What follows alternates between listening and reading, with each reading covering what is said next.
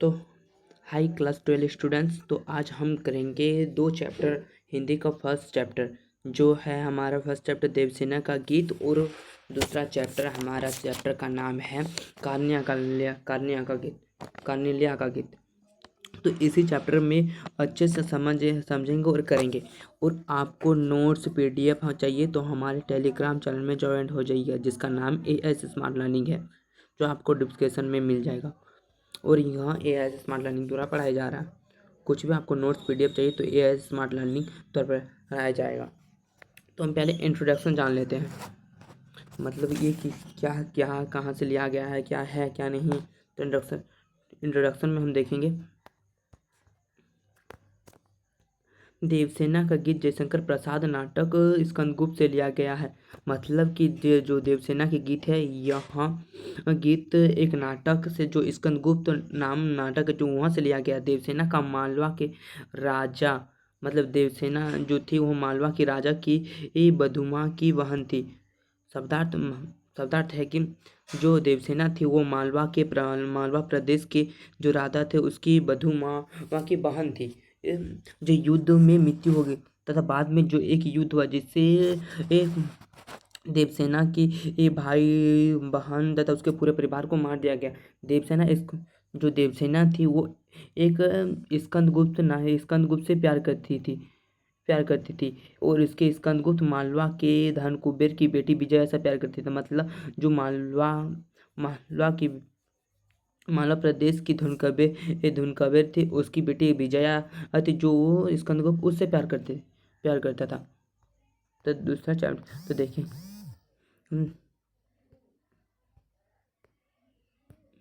तो इस वजह से देवसेना निराश हो गई और देवसेना अपने गीत के माध्यम से ये प्रदर्शित करती है। मतलब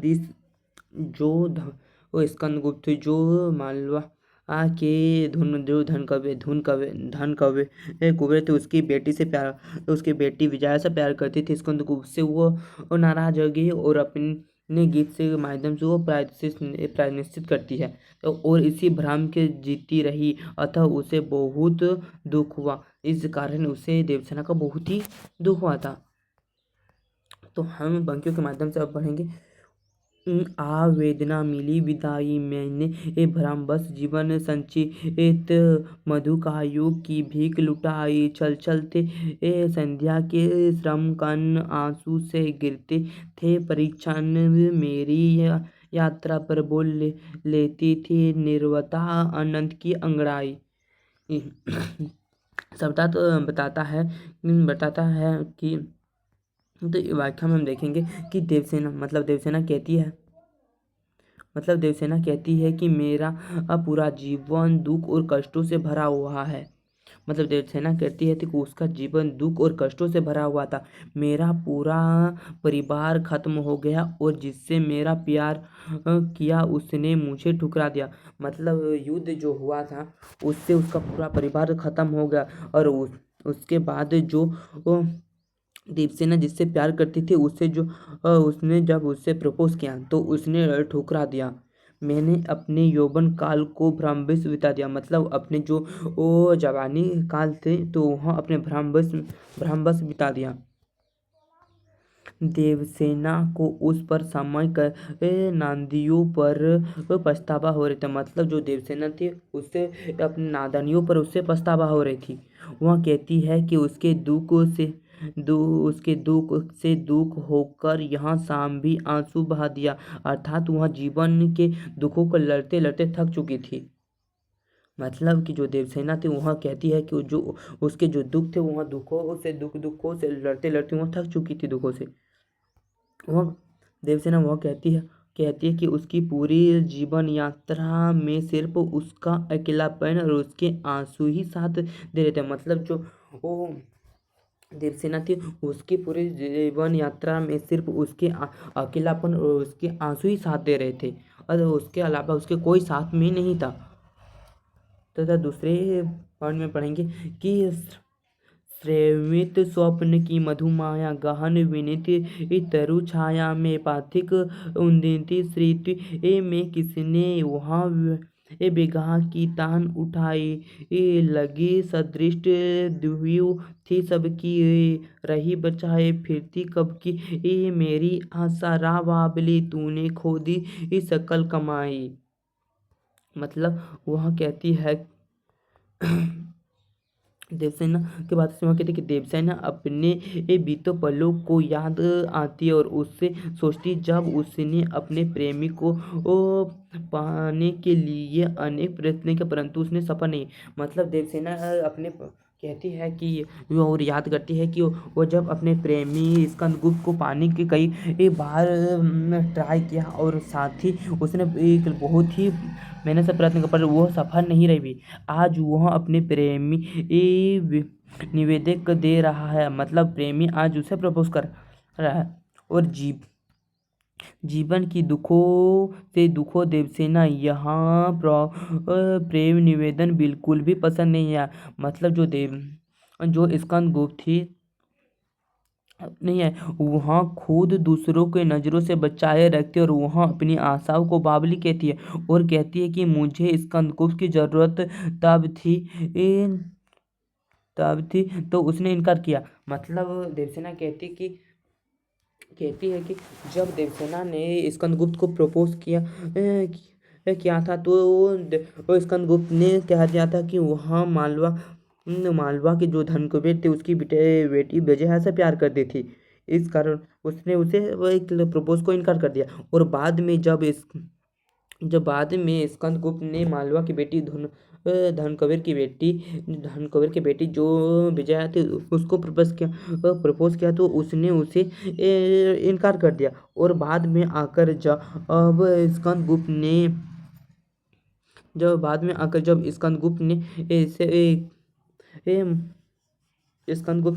वो देवसेना को प्रपोज किया तो देवसेना ने उनको इनकार कर दिया।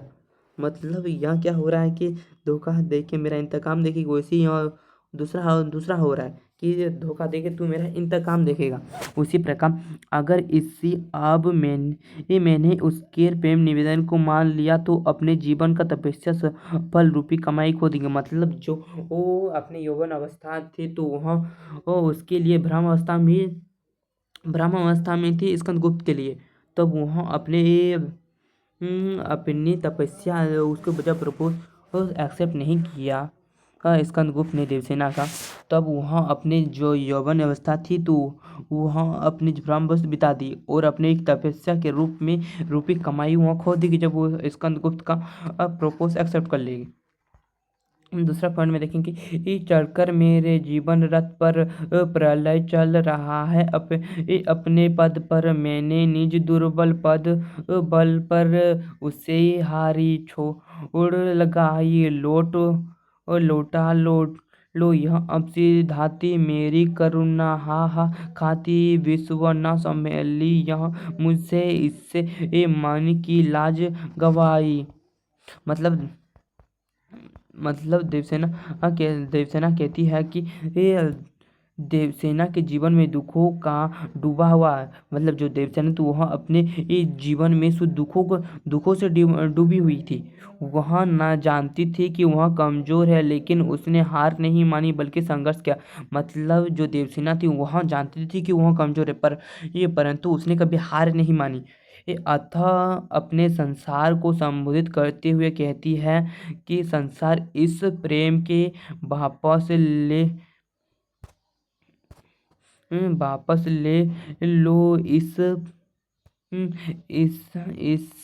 नहीं संभाल सकती और इसे मन ही मन लज्जित हुई। मतलब इससे क्या मतलब देवसेना कहती है कि अथाह संसार में जो संबोधित करते हुए ये कहती है कि संसार में इस प्रेम को वापस ले लो नहीं तो इससे मैं संभाल नहीं पाऊंगी। इससे वो मन ही मन लज्जित हो रही थी देवसेना। इस यहाँ भाव यहाँ देवसेना जीवन के संघर्ष निराश हो चुकी थी परंतु वह हार मानना तैयार नहीं थी। स्कंदगुप्त प्रेमी करने के कारण लज्जित होना पड़ा। मतलब जो यहाँ जो हार देवसेना थी वहाँ सब जो दुखों में कभी हार नहीं मानी। पर और जब स्कंदगुप्त ने स्कंदगुप्त के कारण उसे जब प्रपोज किया इसको तो वहाँ लज्जित होना तक पड़ा। मतलब इसकी कुछ विशेषताएं हैं, जैसे कि विशेषताओं को हम पढ़ेंगे। जैसे कि देवसेना की वंदना में मार्निंग वर्णन किया गया और खड़ी बेली स्कंदों का प्रयोग और अनुप्रासन मानव अलंकारों का प्रयोग किया गया था। तो यह MCQ के साथ पूछा जाता है कुछ क्वेश्चन, और साथ में ही यहाँ भी आपको वो क्वेश्चन पूछा जाता है एग्जाम के लिए। भी आए तो आपको कुछ नोट्स PDF चाहिए तो हमारे टेलीग्राम चैनल में मिल जाएगा। तो लाइक सब्सक्राइब करना मत भूलिएगा। Thank you.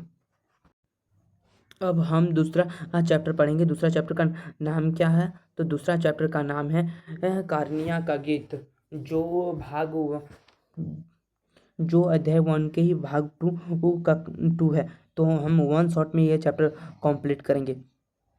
तो आपको नोट्स PDF चाहिए तो हमारे Telegram channel AS smart learning में मिल जाएगा, जिससे आप डिस्क्रिप्शन में आपको चैनल मिल जाएगा। और साथ में यह AS स्मार्ट लर्निंग द्वारा स्टडी किया जा रहा है। तो इसके इंट्रोडक्शन के बारे में हम थोड़ा पढ़ेंगे। तो यहाँ जो कार्निया का गीत है यहाँ कहाँ से लेके ये यहाँ जयशंकर प्रसाद के द्वारा स्कंदगुप्त से कविता लिखी। मतलब कि यहाँ जो इसके कविता के रचयिता जयशंकर प्रसाद है, तो यहाँ चंद्रगुप्त कविता से ली गई है। कार्निया की सिकंदर की सेनापति सेल्यूकस की बेटी है। मतलब जो कार्निया थी तो वो बाहर देश से आई थी, जो सिकंदर की सेनापति सेल्यूकस की बेटी थी।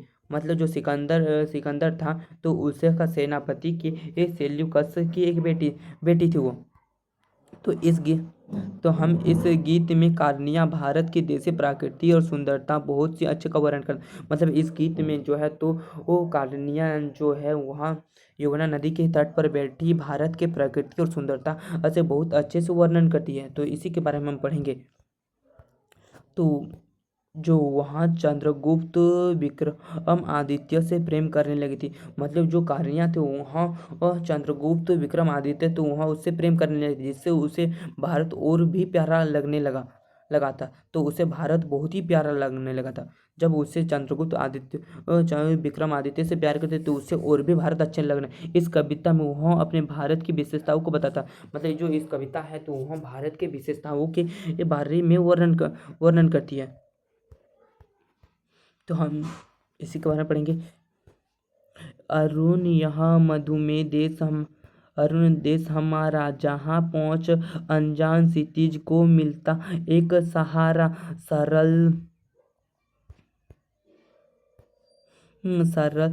ताम्ररस गर्व विमा पर नाच रही है तरु शिखर मनोहर। चिटका जीवन हरियाली पर मंगल कुमकुम सारा। लघु सरु नानु पर पंग पसारे शीतल मैं समीर सहारे। उड़ते खग जिस पर किए समझ नीड़ समझ प्यारा। बरसाती आंखों बदलाव बनते जहाँ भरे करुणा जल। लहरें टकराती अनंत की पाकर जहाँ किनारा। हे कुमले उषा सवेरे भारत डुलकाती सुख मेरे। ये मदिर ऊँचते रहते जब जग कर रजनी भरा तारा। तो यहाँ नाटक कहाँ से लिया गया? तो यह नाटक चंद्रगुप्त से लिया गया था। तो हम इसी के बारे में व्याख्या करेंगे। यह हमारे देश के लीलिमा और मिठास से भरा। मतलब जो हमारा देश भारत है तो वह लीलिमा और मिठास से भरा है। यहाँ सुबह सूरज के उदय होकर पृथ्वी की लीलिमा को बिखेर देती है। जो वो भारत में सूरज उगती है तो वह पृथ्वी की लीलिमाओं को बिखेर देती है। और इस देश में अनजान लोगों को भी एक सहारा मिलती है। मतलब जो हमारे माँ बहनें होती है तो वहाँ जो बाहर से लोग आते हैं या हम तो उन लोगों को भी भाई बनाकर उनको सहारा पानी इत्यादि कुछ देते हैं भाई मानकर। सिख लोग इतने अच्छे लगे कि अनजान लोगों को भी वो पनपने देते तथा वो भाई के रूप में अपने घर में लाते तथा वो कुछ नाश्ता की तरह कुछ भी देते तथा वहाँ उसे अपने भाई समान मानते हैं बाहर के लोगों को। भारत एक विशाल हृदय वाला देश है। मतलब भारत एक विशाल हृदय वाला देश है। कारणिया भारत के प्राकृतिक सौंदर्य का वर्णन करते हुए कहती है कि यहाँ सूर्य उदय के समय सरोवरों में कमल फूल खिलते हैं। मतलब जो कारनिया है तो वह कहती है कि जब सूर्य उदय के समय सरोवर में एक कमल फूल खिलते हैं तो सूर्य के समय कमल के फूल खिलकर अपनी सुंदरता बिखेर देती हैं और सूर्य किरणें उन पर नाचती है। मतलब जो सुबह मॉर्निंग टाइम होता है तो वहाँ जब सूर्य कमल के एक फूल खिल जाते तब वहाँ मानते हैं कि वहाँ उन पर सूर्य की किरणें उन पर नाच रही हो। यहाँ सारा जीवन सरल और मन को सुकून देने वाला लगता है। मतलब यहाँ सारा जो जीवन सरल और मन को सुकून देने वाला लगता है। यहाँ भारत की हरियाली से भरी जीवन पर और जब सूर्य की किरणें पड़ती है तो ऐसा लगता है कि जैसे ये हर तरफ किसी ने ये मंगल कुमकुम बिखरते। मतलब जो सूर्य कि भारत एक क्या है, भारत एक कृषि प्रधान देश है जिसमें ये भारत में लगभग कितना प्रतिशत कृषि के 70% भारत में लगभग कृषि किया जाता है। भारत में लगभग कितना प्रतिशत लगभग 70% कृषि किया जाता है। इसी प्रकार मतलब जब भारत में हरियाली भरी जीवन में सूर्य की किरणें पड़ती हैं तो ऐसा लगता है कि जैसे ये हर तरफ किसी जो ऐसा लगता है कि जैसे हर तरफ आप मंगलमय मतलब अच्छे शुभ कुमकुम जैसे लाल कुमकुम होते वैसे ही लाल कुमकुम बिखेर दिए हो। सुबह के समय पक्षी के अपने छोटे छोटे इंद्रधनुष जैसे पंखों को फैलाए हुए एक सुगंधित वायु के सहारे पूर्व दिशा की ओर उड़ते। मतलब जो पक्षी होती है इसके जो रंग बिरंग रंग बिरंग होते हैं तो उसके जो फैलाते तो ऐसा ही प्रतीत होता है कि जैसे वह इंद्रधनुष फैलाए हो। और सुगंधित वायु के वो जब होते हैं तो सुगंधित वायु के सारे वो पूर्व दिशा की ओर उड़ने लगते हैं। मतलब जिस पर लगता है कि वहाँ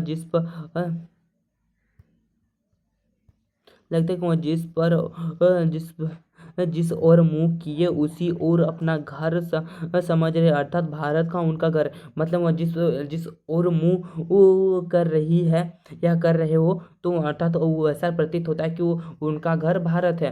कहानियाँ कहती है कि भारत के लोगों को नेत्र हमेशा प्यार और करुणा से भरे होते हैं। मतलब कहानियाँ कहती है कि भारत के जो लोग होते हैं उसका आँख में सिर्फ प्यार और करुणा से ही भरे होते हैं। यहाँ लोगों के आँखों में दूसरे लोगों के लिए करुणा भाव रहती है। मतलब यहाँ के जो लोग होते हैं उनके आँखों में करुणा का हमेशा भाव रहता है।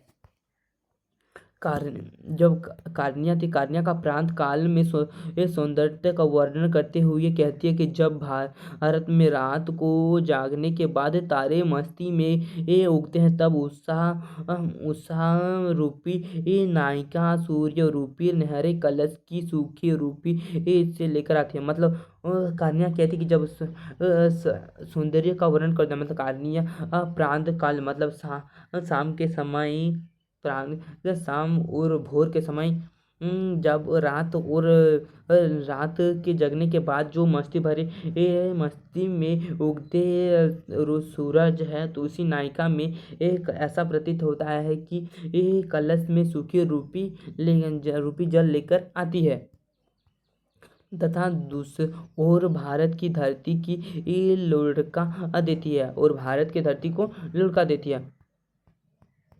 तो अतः जो प्रांतकाल होता है प्रांतकाल मतलब सुबह का समय तथा प्रांतकाल होने के कारण भारत के लोगों को सुखी तथा खुशहाल दिखाई देता है। अतः प्रांतकाल में जो होता है भारत के लोगों को सुखी और हमेशा खुशहाली दिखाई देता है। तो इसकी कुछ विशेषताएं हैं, तो विशेषताओं के बारे में हम जान लेते हैं। इस कविता में भारत की सुंदरता का वर्णन क्या है, मतलब जो कविता है कन्या के गीत, यहाँ किसका वर्णन के, भारत का गीत। और इस गीत में संगीत कत्ता का प्रयोग होता है, मतलब इस गीत में संगीत का संगीत के माध्यम से बताया गया। इस गीत में भाषा सरल और सहज है, मतलब इस गीत में जो भाषा है वह सरल भाषा से की गई और गीत से की गई। लघु धानु उपमा अलंकार का प्रयोग किया, मतलब में इस जो सर जो एमसीक्यू में ये क्वेश्चन पूछा जाता है कि कान्या के गीत में किस अलंकार का प्रयोग किया गया, तो यहाँ लघु सर धानु में उष्मा अलंकार का प्रयोग किया गया। उषा और तारों की मानवीयकरण का किया गया, मतलब उषा और जो तारे उनके मानवीयकरण के बारे में किया गया। कविता में प्राकृतिक सुंदरता का संचित किया गया, इस कविता में जो है भारत की प्रकृति की सुंदरता को सचित्र का वर्णन किया गया है। तो इसी के चैप्टर, हमारा चैप्टर दोनों चैप्टर समाप्त होता है, देवसेना का गीत और कहानियाँ का गीत। तो फर्स्ट चैप्टर हमारा कंप्लीट होता है। तो आपको कुछ प्रॉब्लम तो कमेंट में बता दीजिएगा। तो इसके साथ आपको लाइक कमेंट और शेयर करना मत भूलिएगा, साथ में सब्सक्राइब भी कर दीजिएगा, सब्सक्राइब भी कर दीजिएगा। Thank you.